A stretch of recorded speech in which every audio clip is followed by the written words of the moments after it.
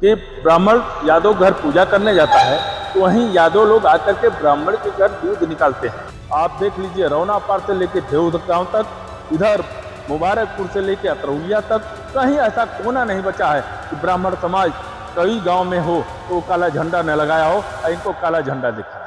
आजमगढ़ जिले में सपा मुखिया अखिलेश यादव आज नवनिर्मित आवास और पार्टी कार्यालय का उद्घाटन करने के लिए पहुंचने वाले हैं और उनके आने से पहले तमाम तैयारियां पूरी कर ली गई हैं। समाजवादी पार्टी के कार्यकर्ताओं में जमकर जोश है।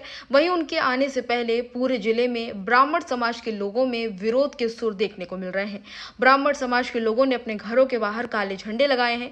इसी पर भारतीय जनता पार्टी के जिला उपाध्यक्ष हरिवंश मिश्रा ने बताया, ब्राह्मण महासभा और विश्व हिंदू महासंघ के आह्वान पर आजमगढ़ जनपद में ब्राह्मण समाज के लोगों ने अपने घरों में काले झंडे लगाकर शांतिपूर्ण तरीके से विरोध व्यक्त किया है। उन्होंने अखिलेश यादव पर हमला बोलते हुए कई तीखी बातें कही। उन्होंने कहा अखिलेश यादव अपने आप को पीडीए का महानायक कहते हैं और अखिलेश यादव अगर चाहते तो यादव और ब्राह्मणों के बीच इटावा में जो विवाद पैदा हुआ उसको शांतिपूर्ण तरीके से समझौते के आधार पर शांत करा दिए होते, लेकिन उन्होंने ऐसा नहीं किया। इसके साथ ही उन्होंने क्या कुछ कहा आपको सुनवाते हैं। हरिवंश मिश्रा। तो क्या मामला है? लोग आज अखिलेश यादव आ रहे हैं, आज ब्राह्मण लोगों के घर पे काला झंडा। देखिए, मैं आपको बता दूं कि एक कहते हैं इटावा मेरा घर है और दिल मेरा आजमगढ़, केवल एक दिखावा करते हैं।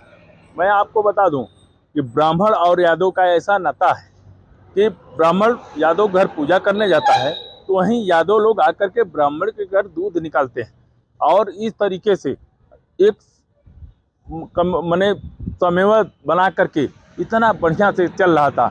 और पूज्य महाराज जी कहते हैं कि एक रहोगे तो सेफ रहोगे। तो हम आपको बता दें कि उन्होंने जब कहा कि बटोगे तो कटोगे, एक रहोगे तो सेफ रहोगे, तो ये इनको रास नहीं आया। इनको लगा कि ब्राह्मण समाज तो मेरे को हमको वोट देता नहीं।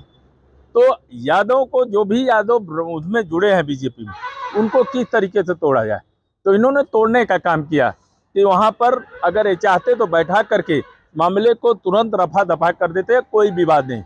लेकिन इन्होंने बयान दे करके एक तूल पकड़ा दिया और ब्राह्मणों के खिलाफ अपने लोगों से सोशल आईडी पर ये ऐसा ऐसा कमेंट मैं बोल नहीं सकता, ऐसा ऐसा कमेंट, कोई फर्जी आईडी बना करके ऐसा ऐसा कमेंट दिलवा रहे हैं कि हम आपको बता नहीं सकते।